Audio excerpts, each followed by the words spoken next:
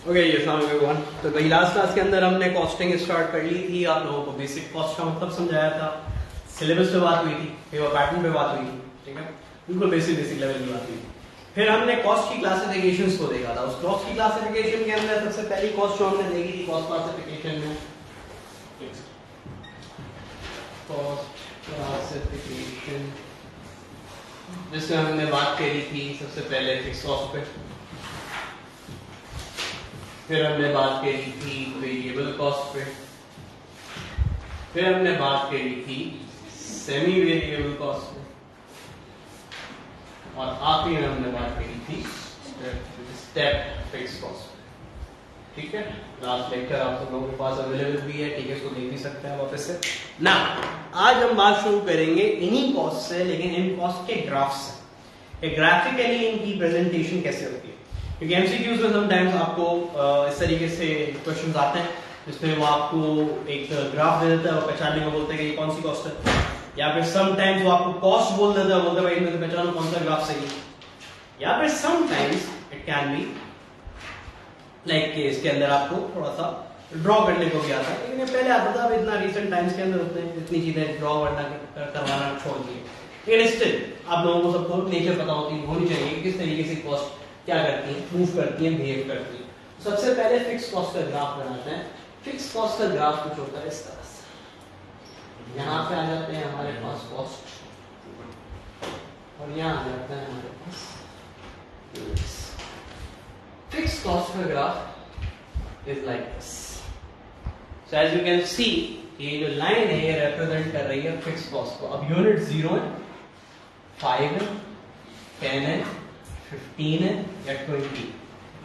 Units 0 है तब भी उतनी फिक्स कॉस्ट है, 5 है जब भी उतनी है, 20 है जब भी उतनी है।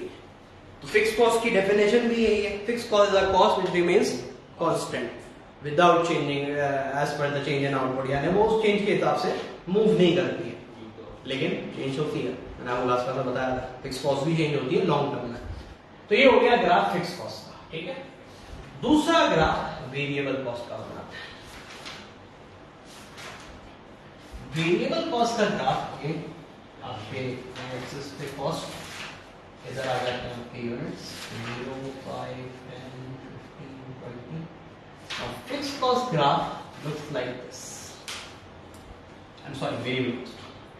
वेरिएबल कॉस्ट आपका graph left to right upward बनता है। अगेन डेफिनेशन भी यही थी, variable cost is a cost which changes with the level of production, level of output. So as you can see units बढ़ रहे हैं, कॉस्ट भी बढ़ रही है। यूनिट्स को कम कर दो, कॉस्ट भी कम हो जाएगी, directly related with the units. तो ये दो ग्राफ आपने पहचान लिए, ये वेरिएबल कॉस्ट है, ये फिक्स कॉस्ट। थर्ड ग्राफ ये थोड़ा सा आप लोगों के लिए नया है, सेमी वेरिएबल कॉस्ट। अब आप सेमी वेरिएबल कॉस्ट को जब देखेंगे तो semi variable cost looks like this. बोलेंगे सर ये कैसे, अजीब तरीके से स्टार्ट हो रही है ना, ये 0 से स्टार्ट हो रही है और जहां पे है वहां पे सीधी भी नहीं है टेढ़ी लग रही है वेरिएबल कॉस्ट जैसी, लेकिन वेरिएबल कॉस्ट तो 0 से स्टार्ट होती है, क्योंकि semi variable is also known as semi fixed. आज भी बताया था मैंने कि एक ऐसी कॉस्ट जिसके अंदर फिक्स्ड एलिमेंट भी होता है, और जितना आप यूज करो उतना आपको बेयर भी करना पड़ता है। एग्जांपल दी थी यूटिलिटी बिल की, तो यूटिलिटी बिल सेम है भाई, इतना तो फिक्स आएगा ही आएगा, फिर आप जितना इस्तेमाल करोगे उतना हो रहा है। सो इस तरीके का ग्राफ जब आप देखेंगे तो आप फौरन से पिक कर लेंगे कि ये कौन सा ग्राफ है, सेमी वेरिएबल का graph. Sometime examiner may confuse you by showing this, still it's semi variable, क्योंकि सेमी वेरिएबल के अंदर both lines are involve, both cost are involve, fix भी और वेरिएबल भी। तो सम टाइम ऐसा ग्राफ भी दे देगा और सम टाइम ये इधर क्या कर देगा, फिक्स कॉस्ट का लाइन मिटा देगा। तो इट्स वेरी ऑब्वियस कि यहाँ पे ये फिक्स कॉस्ट है, वहीं से तो शुरू हो रहा है। तो सेमी वेरिएबल के अंदर वो फिक्स कॉस्ट की लाइन शो करे ना करे, आपको पता होना चाहिए, कि भाई ये 0 से स्टार्ट नहीं हो रही, तो उसका क्या मतलब है, ये फिक्स कॉस्ट से स्टार्ट हो रही है। तो सेमी वेरिएबल कॉस्ट का ग्राफ हमेशा आपको यूं नजर आएगा। अगेन वही, यहाँ पे कॉस्ट, यहाँ पे यूनिट्स।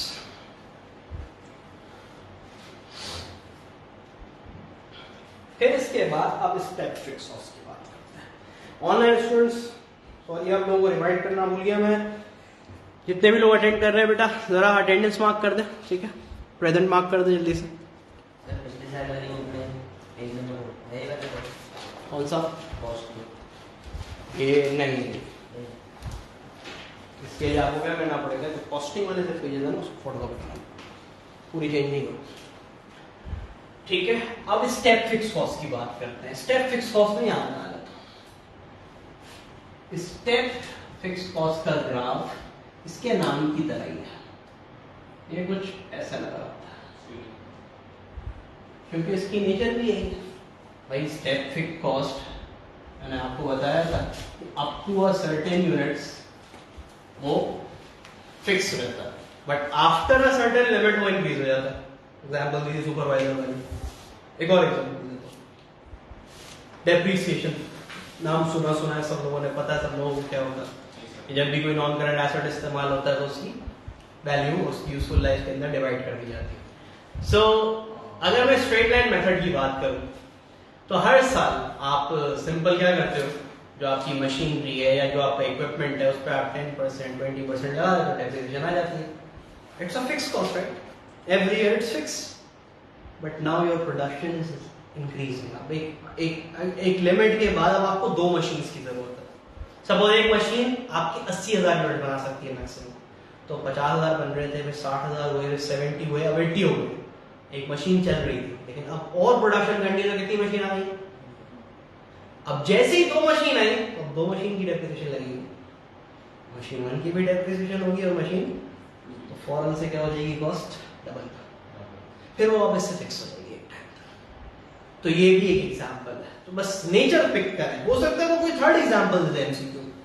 नेचर पिक करो, क्या हो क्या है, चल क्या है। पहले एक कॉस्ट फिक्स है, ऑल ऑफ अ सडन क्या हुई, बढ़ गई, फिर वापस से फिक्स हो गई। सो ऐसी कॉस्ट को स्टेप फिक्स कॉस्ट कहा जाता है।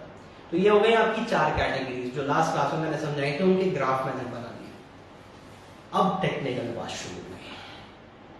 ये जो सारी कॉस्ट मैंने आपको बताई है, ये सारी कॉस्ट टोटल की हमने बात करी। जैसे टोटल फिक्स कॉस्ट की हमने बात करी, total fix cost remains same. मैं रेंट देता हूँ 5 लाख रुपए, 5 लाख रुपए रिमेन्स सेम। यूनिट ज्यादा हो कम। वेरिएबल कॉस्ट की अगर मैं बात करता हूँ तो जितना ज्यादा यूनिट्स खरीद प्रोड्यूस करूंगा उतना बड़ा बिल आएगा मटेरियल का, उतना बड़ा बिल आएगा लेबर का। लेकिन अब जो आपसे हम बात करने जा रहे हैं कि अगर फिक्स कॉस्ट को जब मैं यूनिट्स में डिवाइड करता हूं, सपोज 5 लाख रुपए जो रेंट है मेरा, उसको मैं नंबर ऑफ स्टूडेंट्स में जब डिवाइड करता हूं, तो अगर मेरा 50 स्टूडेंट्स हैं तो 5 लाख डिवाइड बाय 50 कर दूं, कितना है? मेंटल मैथमेटिक्स कितनी अच्छी है, 5,000 पर स्टूडेंट। एग्रीड? मैंने 5 लाख के रेंट को 50 स्टूडेंट में डिवाइड कर दिया, 10,000 है, 10,000 है, 10,000 कई बता 10,000 है, मैथमेटिक्स में इसलिए बोलो, तो 10,000 आएगा पर स्टूडेंट। अच्छा, आप स्टूडेंट बढ़ते जाएंगे बस, ठीक है, 50 से अब हो गए फॉर एग्जाम्पल 80 स्टूडेंट्स हो गए। क्या रेंट भी बढ़ गया? Rent remains same because it's a fixed cost. 5 lakh remains constant, but now I will divide that 5 lakh divided by 80 rather than 50। तो जरा 5 लाख को डिवाइड करो 80 से, अब क्या वैल्यू आ रही? 5 लाख को जरा 80 से डिवाइड करिए और अब वैल्यू बताइए। 5 लाख डिवाइडेड बाय 80, 6250 हो गया। अभी पहले एक बच्चे पे कितना रेंट पे कर रहा था? 8,000, 10,000, 10,000, और अब वो रिड्यूस होके 6250 हो गया। सर ये क्या जादू हो गया? आपको तो पहले एक बच्चा 10,000 पर रेंट का पड़ रहा था, अब आपको 6,250 का पड़ रहा है, हालांकि रेंट तो सेम है। तो इधर एक बात क्या समझ में आई हमें इस एग्जांपल से कि टोटल में fixed cost remain same, but when it's about fixed cost per unit, so जब फिक्स्ड कॉस्ट पर यूनिट की हम बात करेंगे तो जैसे जैसे यूनिट्स बढ़ते रहेंगे फिक्स्ड कॉस्ट पर यूनिट कम होती रहेगी, और जैसे जैसे यूनिट कम हो जाएंगे फिक्स्ड कॉस्ट पर यूनिट बढ़ जाएगी। अब इस चीज को आप शो कैसे करेंगे ग्राफ में, ये देखते हैं। ये चीज बड़ी टेक्निकल है, इस चीज में आपके साथ वो खेलता है एग्जामिनर, एमसीक्यूज के अंदर स्पेशली बहुत खेलता है। तो अब जरा देखना इसमें क्या चल रहा है, दोनों को मैं तुम लोगों को कंपेयर करके बताता हूँ। अभी मैंने दो बातें करनी है आप लोगों के साथ, एक टोटल फिक्स कॉस्ट और एक टोटल वेरिएबल कॉस्ट। अभी अभी आप सब लोगों के सामने मैंने इन दोनों का ग्राफ बनाया था, ये टोटल फिक्स कॉस्ट का था और ये टोटल वेरिएबल कॉस्ट का था। अग्रीड? अग्रीड ना। अब मैं आपके साथ बात कर रहा हूं फिक्स कॉस्ट पर यूनिट की और साथ साथ वेरिएबल कॉस्ट पर यूनिट की बात कर रहा हूं, ठीक है। जब फिक्स कॉस्ट पर यूनिट का मैं ग्राफ बनाऊंगा तो बेटा ये जब ग्राफ बनेगा तो ये कुछ बनेगा, खुश हो? यहाँ पे मैं डॉलर लिख देता हूँ, यहाँ पे यूनिट्स लिख देता हूँ। अभी अभी मैंने आपके सामने एग्जांपल से प्रूव किया कि मेरे पास 50 बच्चे थे तो मेरा एक बच्चे पे खर्चा आ रहा था 10,000, बच्चे हो गए 80 तो मेरा खर्चा हो गया 6 2। Hence it is proved if the units are rising, fixed cost per unit is falling, reducing. यही तो शो कर रहा था। Units are rising, fixed cost per unit is total fixed cost remains constant. 5 lakh rent remains constant. But when it's about calculating the fixed cost per unit, it will fall. That is why majority of the businesses tries to maximize their volume. जितना ज्यादा volume होगा, जितनी ज्यादा units production होगी, वो fix cost आपकी divide होती रहेगी और आपकी कॉस्ट पर यूनिट बिल्कुल छोटी होती है। ये सारा गेम है वॉल्यूम का। बोलते हैं ना वॉल्यूम में कमाओ, वॉल्यूम में काम करो, ज्यादा बनाओ, ज्यादा, ये गेम है सर। कि जितना ज्यादा वॉल्यूम होगा, जितने ज्यादा यूनिट्स होंगे, फिक्स कॉस्ट श्रिंक होती रहेगी, पर यूनिट श्रिंक होती रहेगी। तो ये ग्राफ आपका फिक्स कॉस्ट पर यूनिट का ग्राफ है। अब एग्जाम में बड़ा चला, एग्जाम में पता क्या करता है, जो एग्जाम में क्वेश्चन बनाएगा वो आपको बोल देगा which of the following is a correct graph of fixed cost. Option ए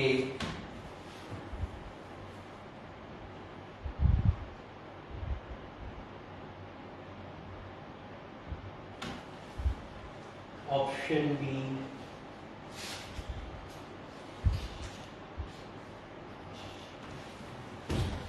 बताइए इन दोनों ऑप्शन में सही ऑप्शन कौन सा है? A is the correct option, because जब बात होती है टोटल फिक्स कॉस्ट की तो उसका बिहेवियर ये होता है। अगर मैं यहाँ पे लिख देता फिक्स कॉस्ट पर, अब ऑप्शन कौन सा सही होता? अभी दोनों ही ऑप्शन गलत हो जाते। फिक्स कॉस्ट पर अब बी सही हो गया। बात फिक्स कॉस्ट की हो रही है, चेक कर रहे हो कैसा खेल रहा है आपके दिमाग से। बोलेगा फॉलोइंग में से कौन सा सही ग्राफ है, हालांकि दोनों सही ग्राफ है, ये भी फिक्स कॉस्ट का ग्राफ है, ये भी फिक्स कॉस्ट का ग्राफ है। वहां पे पढ़ना पड़ेगा कि वहां पे मुझसे सवाल टोटल फिक्स कॉस्ट का हो रहा है या फिक्स कॉस्ट पर यूनिट का हो रहा है।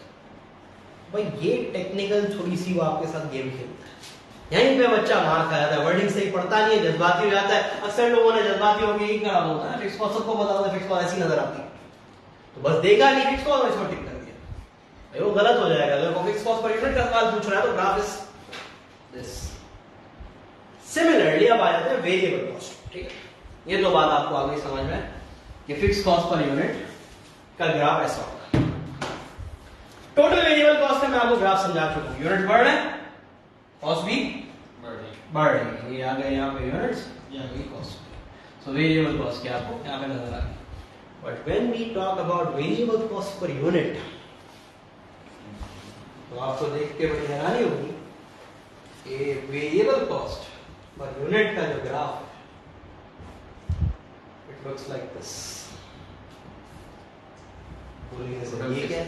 तो बिल्कुल ऐसे टोटल फिक्स कॉस्ट जैसा बना दिया सर आपको। इसकी एग्जांपल से आपको बात समझाता हूं। आपकी गाड़ी में आप पेट्रोल डलवाते हो, कोई 10 लीटर डलवाता है, कोई 25 लीटर डलवाता है, कोई 1 लीटर डलवाता है। तो मुझे एक बात बताओ, पेट्रोल का रेट सबको अलग अलग मिलता है? 1 लीटर का रेट सबके लिए सेम, चाहे 100 लीटर डलवाओ, चाहे 15 लीटर डलवाओ, चाहे 1 लीटर डलवाओ, units doesn't matter, cost per unit remains constant. तो जब भी कॉस्ट कांस्टेंट होगी उसका ग्राफ बिल्कुल फिक्स कॉस्ट जैसा होगा। तो वेरिएबल कॉस्ट पर यूनिट की इधर बात हो रही है, वेरिएबल कॉस्ट टोटल में तो यूं बिहेव करेगी डेफिनेटली। 25 वाले लीटर वाले का ज्यादा बड़ा मिलाएगा, 10 लीटर वाले का कम मिलाएगा। तो टोटल के अंदर जब वेरिएबल कॉस्ट कैलकुलेट होगी तो ऑब्वियसली यही ग्राफ है। But when we talk about per unit then it remains constant and it shows just like fixed cost graph. तो अब यहां पे एक और ट्रिक आ गया, वो आपसे ऐसा ग्राफ पूछ लेगा, ऐसा बना के देगा। अब आपको पहचानना है कि ये फिक्स्ड कॉस्ट है, वेरिएबल कॉस्ट पर यूनिट का है, उधर पढ़ना पड़ेगा, सवाल में पढ़ना पड़ेगा कि मुझसे टोटल का ग्राफ पूछा है या पर यूनिट का ग्राफ पूछा है। ये इतना सेंसिटिव, इतनी टेक्निकल बात है ना। हमारी एग्जामिनर के साथ ट्रेनिंग हुई थी एक बार, तो उसने एग्जामिनर ने क्या बोला था कि स्पेशली कॉस्टिंग की बात कर रहा हूं मैं आप लोगों के साथ। कॉस्टिंग में majority of the student lose marks because the examiner is asking cost per unit and they calculate total cost. यानी एक स्टेप की तो बात है, आप लोग सब मैथ्स के स्टूडेंट हैं, सिंपल टोटल कॉस्ट को divide by number of units तो करना है। आपने इतनी मेहनत करी, आप टोटल कॉस्ट फाइंड कर ली, बस उसको सिर्फ यूनिट से डिवाइड नहीं किया, यही नहीं किया ना, एग्जामिनर बोलेगा आई एम नॉट अबाउट मार्क्स। किस बात का मार्क्स होगा? 0। यस, रिक्वायरमेंट ही पूरी नहीं किया। आप अगर मेरी रिक्वायरमेंट पूरी कर देते, गलत कर देते, तो मैं क्या करता? मैं आपको वर्किंग के मार्क्स दे देता, मैं आपको ये कर देता, तो कुछ भी कर देता। जब आपने मेरी रिक्वायरमेंट ही सेटिस्फाई नहीं की, जो चीज मैंने आपसे मांगी आपने मुझे वही नहीं दी, ये तो वही वाली बात हो गई। मैं आपसे आपका नाम पूछ रहा हूँ, आप बोल रहे हो मेरा नाम है, एड्रेस तो अपना सही बताया, कुछ तो मांगो। मैंने आपसे पूछा था आपका एड्रेस, आपसे नाम पूछा है भाई, जो चीज पूछी है वो बताओगे नहीं, एग्जामिनर मार्क नहीं देगा। बड़ा स्ट्रिक्ट टेस्ट पे लेगी कॉस्टिंग में। So please whenever you are attempting the questions in costing, focus on the word, क्या मुझसे कॉस्ट पर यूनिट मांगी गई है या टोटल में मांगा गया? कॉस्ट पर यूनिट मांगी गई है, टोटल में आंसर दे दिया, हो सकता है शायद एक आध मार्क मिल जाए, लेकिन मेजॉरिटी मार्क काट देगा। और दूसरी बात, कॉस्ट पर यूनिट आपने निकाल दी, मांगा उसने टोटल में था, तब भी यही। तो प्लीज रीड द रिक्वायरमेंट। इसीलिए मैं इन दोनों के फर्क पर बात कर रहा हूँ। जब पर यूनिट की बात आई, फिक्स कॉस्ट पर इस पर टिक नहीं करोगे, इस पर टिक करो। इसी तरीके से वेरिएबल कॉस्ट पर यूनिट की बात आई तो फिर this is not your graph, this is your graph. So please differentiate कि when the examiner is asking about total and when the examiner is asking about per unit, ठीक है? So nature wise भी मैंने आपको बात समझा दी, example दे दी petrol की, याद रखिएगा कि जितना भी आप पेट्रोल लीटर डलवा लें, लीटर का जो पर रेट है वो आपके लिए सेम होगा। सर मगर इकोनॉमिक्स स्केल ही हो जाती है। यस, बिल्कुल आपने बिल्कुल सही पिक किया कि सर वो इकोनॉमीज और स्केल का नहीं, फिर कि जब आप बोलते हैं कि हमारे पास जब हम ज्यादा ऑर्डर देंगे तो हमारे पास ये जो पर यूनिट रेट होता है वो कम हो जाता है। बिजनेस के अंदर तो हम ये पढ़ते हैं, इकोनॉमिक्स में तो हम ये पढ़ते हैं।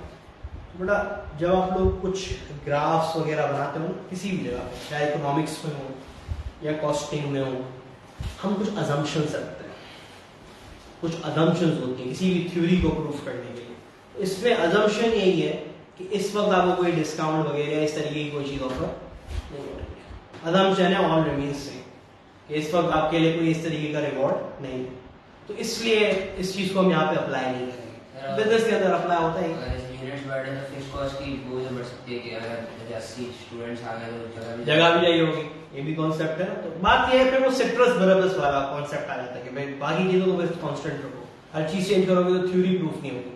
जब आप ब्रेक इवन पढ़ोगे, आगे मैं पढ़ाऊंगा तुम लोगों को ब्रेक इवन, उसमें कितनी असम्पशंस हैं, अगर मैं आपको सारी असम्पशंस हटा दूं ब्रेक इवन हम पढ़ ही नहीं पाएंगे। तो कुछ असम्पशंस हैं अपनी जगह पे ना। ये हो गया आपके बेसिक क्लासिफिकेशन, ठीक है? Fix cost, total, variable, fix cost, semi variable. लेकिन अभी बहुत सारी और टाइप्स हैं, तो अभी शुरुआत है सर, कैटेगरीज तो अभी सिर्फ शुरू होंगी। तो अब दूसरी कैटेगरीज की तरफ आते हैं। यहां तक बेटा क्लियर है सबको बात? कॉस्ट, टोटल और पर यूनिट का फर्क सबको पता चल गया, ठीक है? इसमें अब कंफ्यूजन नहीं होगी, गलत ग्राफ सेलेक्ट नहीं कर देना ना। अब आते हैं हम दूसरी कैटेगरी की तरफ। and this category is known as direct cost and indirect cost। ये सारी चीजें आप लोगों के पास नोट्स में भी रिटन है, ठीक है? नोट्स के अंदर इन सब की डेफिनेशंस वगैरह आपको मिल जाएंगी। अच्छा, इसका कोई ग्राफ बस जिसके थे मैंने आपको बता दी, ग्राफिकल अंडरस्टैंडिंग जो कॉस्ट की थी वो मैंने बता दी। अब सिर्फ थ्योरी और कॉन्सेप्ट समझना। डायरेक्ट कॉस्ट की बात करते हैं। डायरेक्ट कॉस्ट ऐसी कॉस्ट को कहते हैं, जैसे मैं एक एग्जांपल से समझाता हूँ। सपोज ये मार्कर, ठीक है? अब इस मार्कर को अगर एक आप लोग देखो कॉमन आई से, even you are not an expert, I am not an expert in making markers, but a common eye can still analyze कि इसके अंदर ये प्लास्टिक मटेरियल यूज हुआ, हमने नजर आ रहा है, इसके अंदर ये नेप भी यूज हुई है, इसके अंदर ये रिफिल भी है। सो एक इकोनॉमिकल वे में इट्स रियली ट्रेसेबल कि ये कॉस्ट तो इसमें इन्वॉल्व है, प्लास्टिक ये सब कुछ। दैट मीन्स ऐसी कॉस्ट जो प्रोडक्ट को देख के ट्रेस हो रही है किसके अंदर यूज हुई है, इट्स कॉल्ड डायरेक्ट कॉस्ट। पढ़ने जा रहे हैं आपके सामने, ऑब्वियस है प्लास्टिक यूज हुआ है, उसके अंदर जो मेटल्स है वो यूज हुए, कलर पेंट वगैरह यूज हुआ है, ट्रेसेबल। मतलब इसके लिए कोई फॉर्मूला है, कोई लैब टेस्ट जरूरी थोड़ी है, इट्स वेरी ऑब्वियस। शर्ट है, कॉटन यूज हुआ है, स्टिचिंग यूज हुई है, it's very obvious, it's the direct cost. So direct cost labour obviously बिल्कुल किसी ने स्टिच किया, so it's very easy to trace. हर वो कॉस्ट जो इजीली ट्रेसेबल, प्रोडक्ट को देखते वो क्या है। अब इसकी एग्जांपल में क्या आ जाता है, इसकी एग्जांपल में भी मटेरियल आ जाता है, दूसरा मैंने बताया लेबर आ जाता है। These are direct cost because it can be easily traceable। तो सर फिर अनट्रेसेबल भी होती है कोई कॉस्ट? यस बिल्कुल होती है। भाई ये मार्कर जिस जगह पे बना है, जिस फैक्ट्री में, तो मुझे एक बात बताओ, उस फैक्ट्री का रेंट भी तो होगा, नहीं आता होगा उस फैक्ट्री का रेंट। चलो सर अपनी जगह, चलो इलेक्ट्रिसिटी यूज हुई होगी, क्या इस प्रोडक्ट को देख के कोई बता सकता है कि इसमें कितनी इलेक्ट्रिसिटी यूज हुई? It's nearly impossible. क्या इलेक्ट्रिसिटी बिल ने इस मार्कर का अलग से बिल दिया होगा? पूरी फैक्ट्री का बिल दिया होगा, सिर्फ इस मार्कर का तो बिल नहीं आया। इसी तरीके से जो ट्रांसपोर्टेशन यूज हुई है, तो क्या सिर्फ ये अकेला उस ट्रक में बैठा था मार्कर? पूरा का पूरा कार्टन बैठा था। इसका मतलब है वो कॉस्ट जो कॉमन कॉस्ट है, या जिसे हम शेयर्ड कॉस्ट बोल सकते हैं, हर वो कॉस्ट जो कॉमनली यूज होती है, ऑर्गेनाइजेशन यूज करता है कॉमन पर्पस के लिए, हर चीज के लिए यूज करता है, ऐसी कॉस्ट को कहते हैं। सिर्फ इसके लिए तो इस्तेमाल नहीं हुई ना, तो कॉमन कॉस्ट थी, सबके लिए इस्तेमाल हुई है।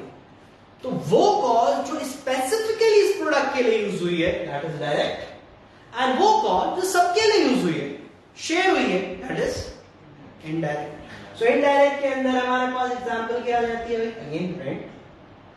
इसी तरीके से ऑफिस की सैलरीज जितनी भी हम वर्कर्स को देते हैं, तो ये सबके लिए देते हैं।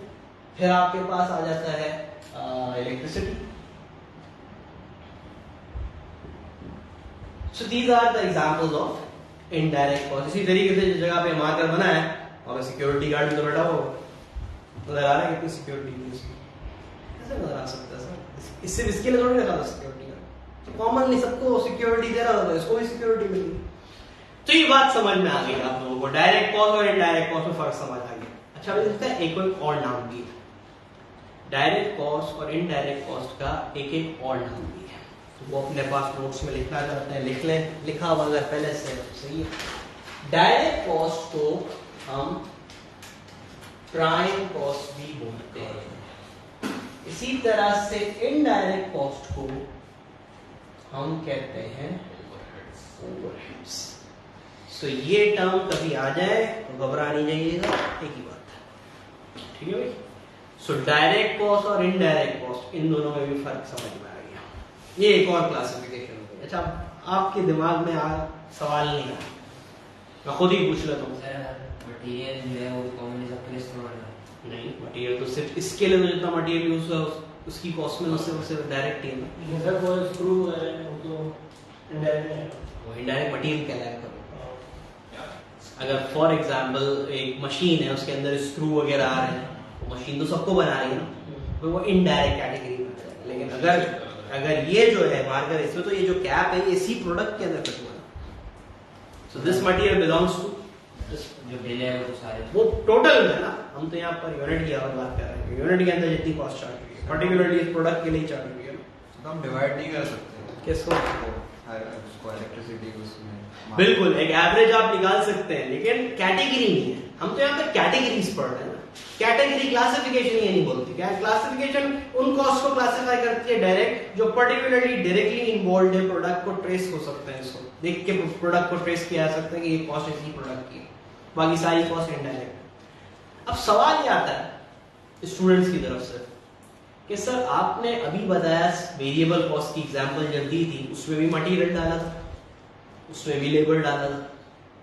अभी आपने डायरेक्ट कॉस्ट की एग्जांपल दी, उसमें भी मटेरियल लेबर डाल दी। ये क्या सीन है? मटेरियल वेरिएबल है या डायरेक्ट है? सिमिलरली आपने फिक्स कॉस्ट अभी पढ़ाया, सर रेंट उधर भी आपने लिखा था, और अभी आपने ओवरहेड लिखा तो उधर भी लिख दिया। अब ये क्या गेम है? एक ही चीज सर दो जगह पे कैसे आ रही है? तो भाई इसमें ज्यादा कंफ्यूज होने की जरूरत नहीं। एक कॉस्ट दो क्या 5-6 क्लासिफिकेशन में भी फिट हो सकती है। क्लासिफिकेशन सही होनी चाहिए। क्या आपकी क्लासिफिकेशन नहीं है? इस आप स्टूडेंट भी हैं, आप पाकिस्तानी भी हैं, आप कराची के सिटीजन भी हैं, आप किसी कम्युनिटी से बिलोंग करते हैं तो वो कम्युनिटी के मेंबर भी हैं। हो गई ना बैठे बैठे 3-4 क्लासिफिकेशन तो मैंने बना दी। आप बोलो नहीं सर मैं तो एक ही कैटेगरी में डालूंगा, अब इंसान भी है। हाँ? बात सर ये है कि भाई कैटेगरीज अप्लाई हो सकती है, more than one category can. तो मटेरियल अभी इन दोनों में डाला, हो सकता है आगे एक और एग्जांपल दूसरे में बता दूं मटेरियल, तो इसमें कंफ्यूज नहीं होना है। होते कुछ बच्चे कंफ्यूज पूछते भी नहीं है सर कि सर ये क्या बात होगी, क्या पूछूं। तो ये पहले ही मैंने क्लियर कर दिया कि एक कॉस्ट 3 से 4 कैटेगरी में भी क्लासिफाई हो सकती है, इसमें कोई हर्ज वाली बात नहीं। हाँ अब एमसीक्यू जब आएगा तो भाई एग्जामिनर को पता है इतना, एग्जामिनर ये नहीं बोलेगा which of the following material can be classified in which of the following, वो ये नहीं बोलेगा डायरेक्ट और वेरिएबल, वो नहीं देगा ऑप्शंस, फिर वो ऑप्शन उसी हिसाब से देगा। तो इतनी टेंशन लेने की जरूरत नहीं है, सही है ना। ऑप्शन से सॉल्व नहीं किया, फिक्स कॉस्ट दे देगा, गलत है ना बिल्कुल, आप कैंसिल आउट कर दोगे। इसी तरीके से आगे जाके अभी और कैटेगरीज बताऊंगा, वो दे देगा जिसमें मटेरियल फिट ही नहीं होता, वेरिएबल दे देगा, आप बोलोगे इसमें फिट होता, तो एक ही सही कैटेगरी देगा, इतनी टेंशन वाली बात नहीं ना। डायरेक्ट और इनडायरेक्ट कैटेगरी मैंने आपको समझा दी, और क्लासिफिकेशन की एक और क्लासिफिकेशन की हो गई। अब आते हैं एक और क्लासिफिकेशन, ये भी बहुत इंपॉर्टेंट है, और वो है एक कहलाती है प्रोडक्शन कॉस्ट्स और एक कहलाती है नॉन प्रोडक्शन कॉस्ट। और ये बड़ा गौर से समझ लेना है यार आप लोग, क्योंकि अभी अब जब हम एडवांस टॉपिक्स पे जाएंगे ना, इसमें बच्चा बहुत कंफ्यूज होता है जो अभी सही तरीके से नहीं सुनता। अभी जो सुन लेगा उसको क्लियर रहेगा पूरे उसमें सिलेबस में। प्रोडक्शन, ठीक है, यानी मैन्युफैक्चरिंग, अगर आप एक यूनिट बना रहे तो उसके अंदर उस प्रोसेस में जितनी भी कॉस्ट इन्वॉल्व होती है, सच एज वापस से मटेरियल की एग्जांपल दूंगा मैं। भाई जब आप प्रोडक्शन करोगे किसी भी चीज को बनाओगे तो उसके लिए आपको क्या चाहिए होगा? मटेरियल चाहिए ही होगा, जाहिर सी बात है, मटेरियल के बगैर कैसे प्रोड्यूस करोगे? फिर लेबर भी चाहिए होगा, बिल्कुल। अब मैं यहाँ पे लिखता हूँ क्या, अभी इलेक्ट्रिसिटी कहाँ लिखा था मैंने? ओवरहेड में लिखा था, मटेरियल कहाँ लिखा था? डायरेक्ट में लिखा था। अब दोनों सेम बॉक्स में आ गए, क्योंकि भाई दोनों ही क्या है? प्रोडक्शन है। प्रोडक्शन करने के लिए इनकर हो रही है ना भाई, मेरी फैक्ट्री के अंदर जब मशीन चलेगी तो उसके लिए जो बिजली इस्तेमाल हो रही है तो मैं प्रोडक्शन के लिए ही कर रहा हूँ ना। अब वो डायरेक्ट है इनडायरेक्ट है, इस वक्त मैं उस पे नहीं पढ़ रहा, मैं तो इस वक्त ये चेक कर रहा हूँ कि मेरी प्रोडक्शन कॉस्ट कितनी है। सिमिलरली मेरी फैक्ट्री का रेंट भी क्यों पे कर रहा हूँ? ताकि मैं प्रोडक्शन कर सकूँ ना, हालांकि फिक्स कॉस्ट है, यूनिट से डायरेक्टली कोई ताल्लुक, लेकिन स्टिल मैं फैक्ट्री का रेंट क्यों भर रहा हूं भाई? प्रोडक्शन के लिए भर रहा हूं ना। Factory rent is also production cost. So हर वो कॉस्ट जो आप प्रोडक्शन करने के लिए इनकर कर रहे हो, यूनिट्स प्रोड्यूस करने के लिए इनकर कर रहे हो, वो सारी की सारी क्या कहलाएंगी? प्रोडक्शन। अब इसमें डायरेक्ट हो, इनडायरेक्ट हो, वेरिएबल हो, फिक्स हो, आई डोंट केयर, बिकॉज इसको हम अलग कैटेगरी पढ़ रहे हैं। जब कैटेगरी अलग पढ़ रहे हैं तो उसको उसी कैटेगरी के हिसाब से सोचना। नाउ फिर से ये नॉन प्रोडक्शन क्या है? After producing the unit, after the completion of the unit, whatever cost arise is called non production. Once a product is ready, suppose I made this glass, ठीक है, मैं glass produce कर, once this glass is ready, produce हो चुका है and it's ready to sell. अब क्या होगा? इसकी पैकेजिंग होगी, पैकेजिंग के बाद मार्केटिंग होगी, मार्केटिंग के बाद ट्रांसपोर्टेशन होगी, डिफरेंट डिफरेंट जगहों पे जाएगा, एडमिनिस्ट्रेटिव वर्क होगा, XYZ सारी कॉस्ट किसमें कैटेगराइज हो जाएगी? सर प्रोडक्ट बनने से पहले R&D कॉस्ट वो किसमें शामिल होगी? अच्छा सवाल है.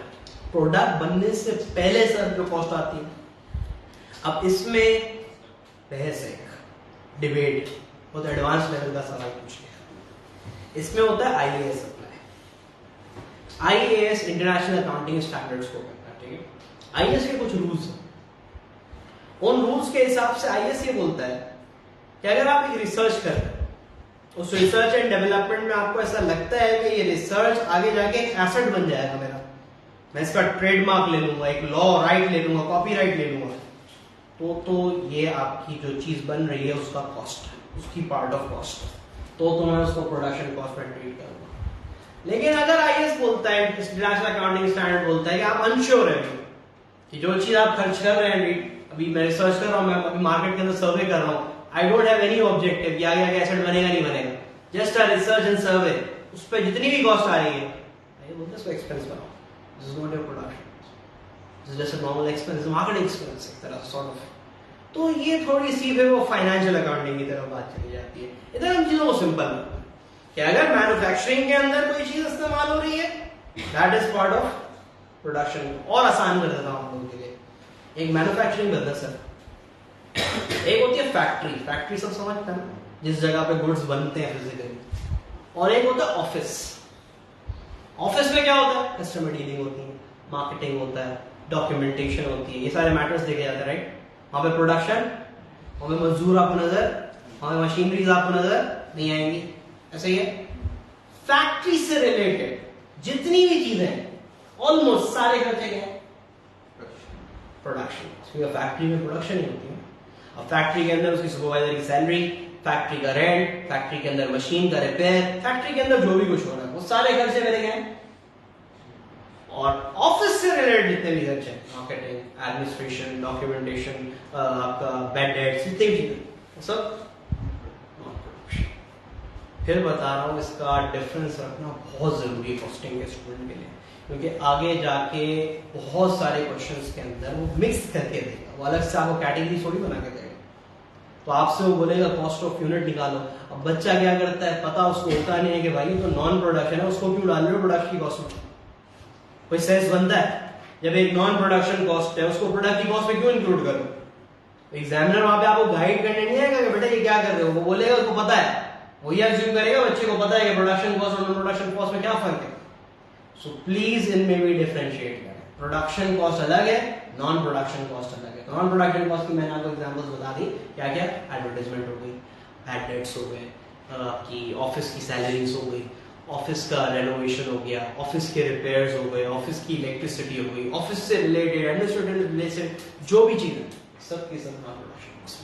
इवन के ट्रांसपोर्टेशन, एक बार माल बन गया, अब जब वो ट्रांसपोर्ट हो रहा है, हालांकि वही चीज का ट्रांसपोर्ट हो रहा है ना, लेकिन still after manufacturing. Anything after manufacturing is marketing campaign. Sir तो उसको हम लोग उसमें ही लगाएंगे ना प्रोडक्ट में, जैसे प्रॉफिट नहीं लेंगे. प्रॉफिट के लिए करेंगे कैलकुलेट, इनकम स्टेटमेंट बनाते हुए करेंगे, प्रोडक्ट की कॉस्ट में नहीं डालेंगे. It's not a part of product cost. So this is another classification. Now we are moving towards the end of classifications. And अब आप लोगों की कॉस्टिंग की जो बेसिक्स है, this is almost near to completion. Now एक और category है, इसे बोलते हैं कि कैटेगरी बाय डिसीजन मेकिंग. आगे जाके अभी आपके ऐसे बहुत सारे टॉपिक्स आएंगे जिसमें वो आपसे फैसले कर रहे हैं. आपको एक स्टोरी बना के देगा, आपको मैनेजर बनाएगा कॉस्टिंग का, और बोलेगा अच्छा ये बताओ ऑप्शन ए अच्छा है ऑप्शन बी अच्छा है। इस तरीके के क्वेश्चन आएंगे, इसको डिसीजन मेकिंग के क्वेश्चन बोलते हैं। उस टाइम पे अब आपको ये जो कॉन्सेप्ट में पढ़ा हो काम आएगा।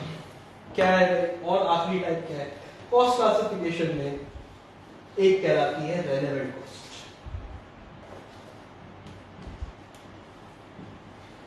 एक कहलाती है संक कॉस्ट या इररेलेवेंट कॉस्ट। अब इन दोनों में क्या फर्क है, रेलेवेंट कॉस्ट और इररेलेवेंट कॉस्ट? इससे पहले कि मैं एक्सप्लेन करूं, यहां तक कोई क्वेश्चन पूछना चाह रहे हैं उससे कोई पूछ सकता है जी। Online students can also ask if there is any question. हाँ भाई, तो ये कन्वर्जन कॉस्ट भी कवर हुआ है। कौन सा? Conversion conversion cost. It's also a part of production cost.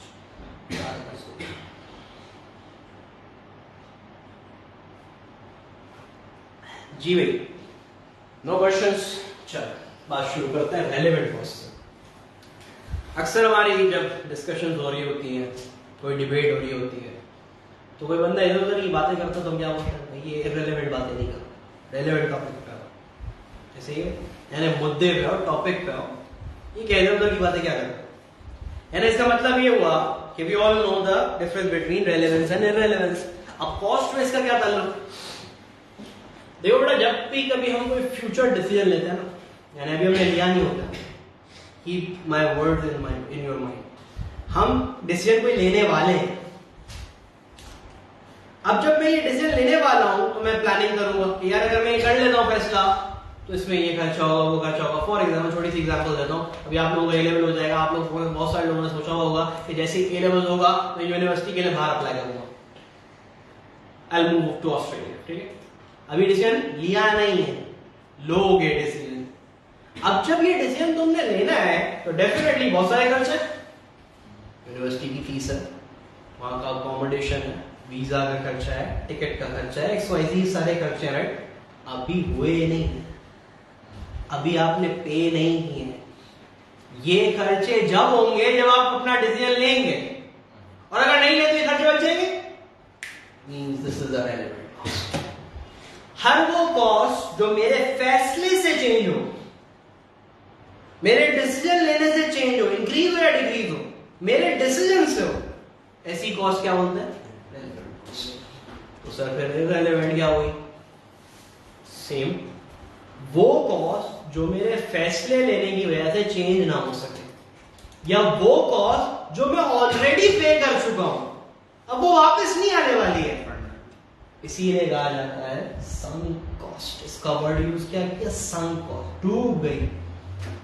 एक कॉस्ट, एक ऐसी कॉस्ट जो डूब गई। अक्सर आपने देखा होगा कई कई जगहों पे क्लॉज होता है, नॉन रिफंडेबल, नॉन एक्सचेंजेबल। इसका क्या मतलब है? भर दिया तो बस भर दिया, इसके बाद आपका फैसला चेंज भी होता है तो ये अमाउंट वापस नहीं है। तो अब मुझे एक बात बताओ, मैं इससे हमेशा एक एग्जांपल से समझाता हूँ स्टूडेंट्स को। सपोज मैं एक कंस्ट्रक्टर हूँ, ठीक है, मैं बिल्डिंग्स बनाता हूँ। अब मैंने एक प्लॉट खरीदा, मुझे लगा यार यहाँ पे अच्छी बिल्डिंग बन सकती है। मेरे माइंड में क्या था, मैं 10 मंजिल की बिल्डिंग बनाऊंगा, 10th फ्लोर। तो मैंने एक एक्सपेंसिव प्लॉट खरीद लिया, 2-3 करोड़ रुपए ऊपर देखा। अब मैंने प्लॉट खरीद लिया 10 करोड़ का, और वो पता है कराची के अंदर थोड़ा सा आपको ऊपर के भी चार्जेस देने पड़ते हैं हर चीज के अप्रूवल वगैरह लेने के लिए। तो मैंने इधर उधर सारे यहाँ पे सोर्सेज वगैरह भी लगाई, और मैंने तकरीबन 50 लाख रुपए इधर उधर एजेंसीज वगैरह को दिए। 50 लाख रुपए एक्स्ट्रा दिए मैंने, ठीक है, just to get the approval of making 10th floor building. Total खर्चा कितना हो गया? 10 crore 50 lakh. Now I started making building, ground floor बना, फर्स्ट बना, सेकंड बना, थर्ड। सुप्रीम कोर्ट का ऑर्डर आ गया, 3 मंजिल से ऊपर आप कोई बिल्डिंग नहीं बनेगी। सुप्रीम कोर्ट तो सुप्रीम कोर्ट है, फिर तो उसके नीचे आती सारी एजेंसीज के ऊपर मेरी जितनी भी थी अप्रूवल्स सब क्या हो गई? पारे हो गई, इररिलेवेंट हो गई। अब being a businessman, being an owner, मैंने तो अपनी सारी कैलकुलेशन 10 फ्लोर के हिसाब से की थी। उसी के लिए मैंने अलग से 50 लाख रुपए इधर उधर खिलाए भी थे। 10 मंजिल बिल्डिंग बनाऊंगा तो होगा ना फायदा, अब तो नुकसान है, क्योंकि 10 फ्लोर तो बन ही नहीं सकते। 3 फ्लोर बनाऊंगा तो नुकसान है, ऐसे ही है। अब मैं बोलता हूं, मैं जिद में आया हूं, नहीं यार ये तो मैंने तो खर्चा किया, अब मैं 3 ही फ्लोर की बिल्डिंग कंप्लीट करूंगा और फिर इसको बेचूंगा। अगर मैंने ऐसा किया तो या तो मुझे लॉस में बेचनी पड़ेगी या बिकेगी नहीं। इतनी ज्यादा मैं महंगी बेचूंगा कि बिकेगा ही नहीं कोई फ्लैट। अच्छा, ऐसा मैं क्यों करूंगा? क्योंकि मैं हमेशा वही कॉस्ट याद करता रहूंगा। मैंने 50 लाख रुपए किए, 50 लाख रुपए का खर्चा किया। तो एक अकलमंद इंसान से अगर मैं पूछूं, आप लोगों से पूछूं, आप लोग अकलमंद है ना, तो आप लोग मुझे मशवरा क्या देंगे कि सर प्रोजेक्ट कंप्लीट करना चाहिए या बस अब इसको खत्म करें, बेचें बिल्डिंग को और बेचें प्लॉट?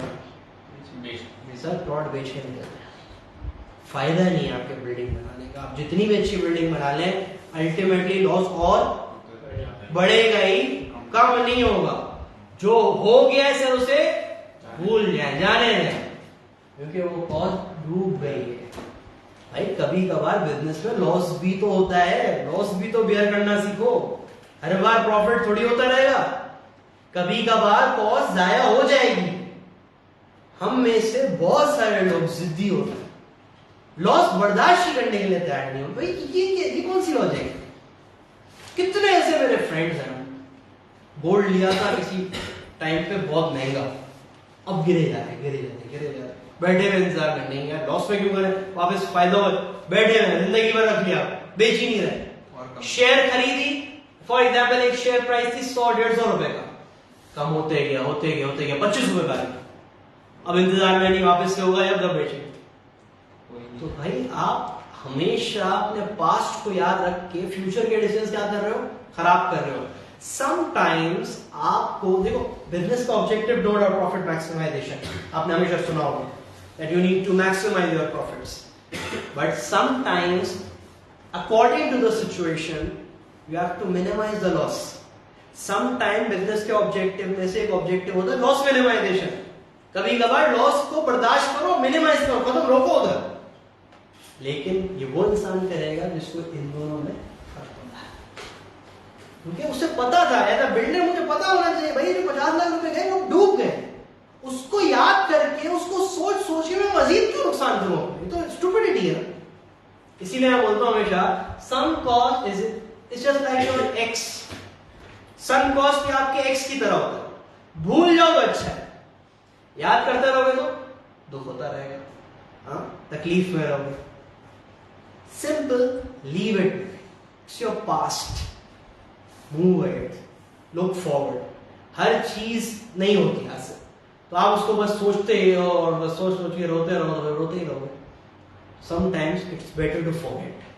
तो सम कॉस्ट, इररिलेवेंट कॉस्ट को कभी भी अपने डिसीजन के ऊपर हावी नहीं करना होता। इसकी कोई एग्जांपल देता हूं। स्टार्ट में मैंने एग्जांपल दी 5 लाख रुपए का रेंट। अब मुझे एक बात बताओ, ये मैंने एग्रीमेंट कर लिया है ना ओनर से, पूरे साल का है। अब आप लोग मेरे पास आते हैं पढ़ने, मैं बोलता हूँ नहीं, बच्चे से कम 15,000 रुपए लूंगा भाई, लूंगा तो ये रेंट पूरा होगा ना। आप फीस सुन के भाग जाओ, तो सर 15,000 रुपए क्या ऐसी बातें कर रहे हैं सर, हर जगह पे तो 6,000 में चल रही, नहीं कर सकते सर आपको। तो मैंने ये अकलमंदी का वैसे किया है, बेवकूफी का वैसे। जो कस्टमर आ रहा था वो भी नहीं आया, जस्ट बिकॉज मैं ऐसी कॉस्ट को सोच रहा हूं जो ऑलरेडी इनकर कर चुका हूं। आप आओ या नहीं आओ, मुझे रेंट देना है। इट्स एन इररिलेवेंट कॉस्ट, बेवकूफी की। अकलमंदी किसमें थी, मैं भूल जाता, अब ये हो गया है। Now I have to make decisions according to the situation, according to the competition, according to the market analysis. So, in a costing world, in the cost and management accounting, मैंने आपको कहा था ना, जब मैंने आपको बताया था फाइनेंशियल अकाउंटिंग और कॉस्ट अकाउंटिंग में मेन फर्क क्या है। Cost accounting use for decision making. How can you make good decisions if you still consider your sum cost? वापस तो आ ही नहीं सकती, वो फजूल बातें कर रहे हो, सोच के उससे को क्या कर रहे हो, अपने आप को डिप्रेस करे जा रहे हो। So that is why it's very important to differentiate between relevant cost and sunk cost, irrelevant cost. अब again इसमें कोई लेबल नहीं हो सकता, यहां मैं एग्जांपल आपके सामने नहीं लिखा सकता। It depends on the situation. Agreement कैसा हुआ है, सामने बंदे थे, नेगोशिएशन कैसी हुई है। अब एक जगह पे आपने फीस सबमिट कराई है लेकिन उस पर लिखा हुआ है refundable, so that is relevant. Sir investment की और वो इन्वेस्टमेंट खो गया, एक बिल्डिंग में investment, again it's irrelevant now because it's not in your control. It's not in your control, that's irrelevant. So it's situation. ये डिपेंड करेगा case to case, ठीक है ना। एक चीज और थी जो इन्होंने मुझे बताई, नोट्स में भी लिखी हुई है, और वो है कन्वर्जन कॉस्ट। अच्छा, कन्वर्जन कॉस्ट कैसे कहते हैं? थोड़ा सिंपल है। कन्वर्जन कॉस्ट कहते हैं लेबर कॉस्ट प्लस ओवरहेड्स। अच्छा, तो कन्वर्जन कॉस्ट क्यों बोलते हैं? You all know what is raw material? Raw material ऐसे मटेरियल को कहते हैं जिसपे अभी तक काम शुरू नहीं होता। सिंपल सी example, cement is a raw material. जब इस पे काम होता है, प्रोसेस होता है, लेबर लगती है, मशीनरी लगती है, तो वो सीमेंट कन्वर्ट हो जाती है into a house, into an office. Similarly goods raw material है, लेकिन जब उसका काम शुरू होता है, मेहनत होती है, दिमाग लगता है, लेबर लगता है, मटेरियल यूज होता है, केमिकल लगता है, तो वो कन्वर्ट हो जाता है फर्नीचर में। दैट मीन्स रॉ मटेरियल से कन्वर्ट होके वो चीज बन जाती है फिनिश गुड्स में। कन्वर्ट, रॉ मटेरियल से कन्वर्ट होके बन रही है फिनिश गुड में। तो क्या चीज उसे कन्वर्ट कर रही है फिनिश गुड में? ये दो चीजें सोचो, एक लेबर है और दूसरा आपके ओवरहेड्स है। ओवरहेड में इलेक्ट्रिसिटी, रेंट, मशीनरी सब आ जाता है। लेकिन वो रॉ मटेरियल खुद नहीं होगा। रॉ मटेरियल खुद नहीं है, रॉ मटेरियल खुद तो प्राइम कॉस्ट है, वो तो है ही, रॉ मटेरियल को तो कन्वर्ट कर। सो रॉ मटेरियल को फिनिश गुड में कन्वर्ट करने में जो खर्चा इस्तेमाल होता है उसे हम कहते हैं कन्वर्जन कॉस्ट। इसीलिए सिंपल इक्वेशन बना दी, लेबर और। So that is the end of cost classification. ये सारी कॉस्ट की कैटेगरीज अब मैंने आपको बता दी, ये याद रखनी है आपको, ठीक है। इंशाल्लाह इन the next class will be starting MCQs of cost classification. बड़े मजे की हैं एमसीक्यूज, बड़ा मजा आएगा आपको। दूसरा ये, in the next class first we will learn a technique, एक ऐसी टेक्निक जिसमें अगर आपसे एग्जामिनर आपको दे दे for example total cost, total cost समझ आता है, वेरिएबल भी और फिक्स भी, वेरिएबल और फिक्स को जमा कर दो तो क्या हो जाएगा? टोटल कॉस्ट हो जाएगी ना। अब मैं आपको बोलूं मेरी टोटल कॉस्ट है 10 लाख, इसमें से जरा वेरिएबल और फिक्स करके बताओ, फंस जाओगे। सर कैसे करें? आपने तो डिटेल ही नहीं दी, वो फिर हम करना सीखेंगे इंशाल्लाह इन द नेक्स्ट क्लास, किस तरीके से टोटल कॉस्ट में से फिक्स्ड और वेरिएबल को अलग करना, ठीक है। जो नीचे वाला हिस्सा होता है वो फिक्स हो गया। नहीं, वो तो ग्राफ में आप बोल रहे हो, मैं तो आपको नंबर दे रहा हूँ 10 लाख। ग्राफ में तो इजी है, ग्राफ में तो कर लोगे उसमें तो आगे डिटेल। हाँ, चलें जी। Online students can also ask if there is any question, otherwise you may leave.